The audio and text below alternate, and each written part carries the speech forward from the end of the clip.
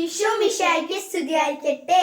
സമറായിന്റെ എല്ലാ മാന്യ പ്രേക്ഷകർക്കും കിഡ്സ് ക്യൂബിലേക്ക് സ്വാഗതം. എല്ലാവർക്കും പെന്തക്കോസ്ത തിരുനാളിന്റെ മംഗളങ്ങൾ നേരുന്നു. നമുക്കിനി തിരുവചനം കേൾക്കാം. അപ്പോസ്തല പ്രവർത്തനങ്ങളിൽ നിന്നുള്ള വായന 2-ാം അധ്യായം 1 മുതൽ വാക്യങ്ങൾ. പരിശുദ്ധാത്മാവിന്റെ ആഗമനം. പെന്തക്കോസ്ത ദിനം സമാഗതമായപ്പോൾ അവരെല്ലാവരും ഒരുമിച്ച് കൂടിയിരിക്കുകയായിരുന്നു. കൊടുങ്കാറ്റടിക്കുന്നത് പോലുള്ള ഒരു ശബ്ദം പെട്ടെന്ന് ആകാശത്തിൽ നിന്നുണ്ടായി. അത് അവർ സമ്മേളിച്ചിരുന്ന വീട് മുഴുവൻ നിറഞ്ഞു. അഗ്നിജ്വാലകൾ പോലുള്ള നാവുകൾ തങ്ങൾ ഓരോരുത്തരുടെയും മേൽ വന്ന് നിൽക്കുന്നതായി അവർ കണ്ടു. അവരെല്ലാവരും പരിശുദ്ധാത്മാവിനാൽ നിറഞ്ഞു.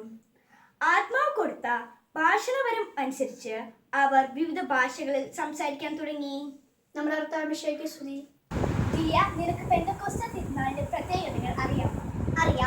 ഈസ്റ്റർ കഴിഞ്ഞിട്ട് 50ാമത്തെ ദിവസമാണ് പെന്തക്കോസ്ത തിരുനാൾ ആഘോഷിക്കുന്നത്. അതായത് 7ാമത്തെ ഞായറാഴ്ച.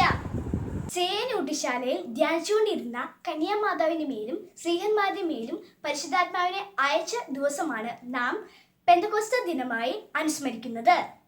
നിൻ പ്രകാശത്തിൻ രശ്മിയാലെന്റെ അന്ധകാരമകറ്റണേ, നിന്റെ ചൈതന്യം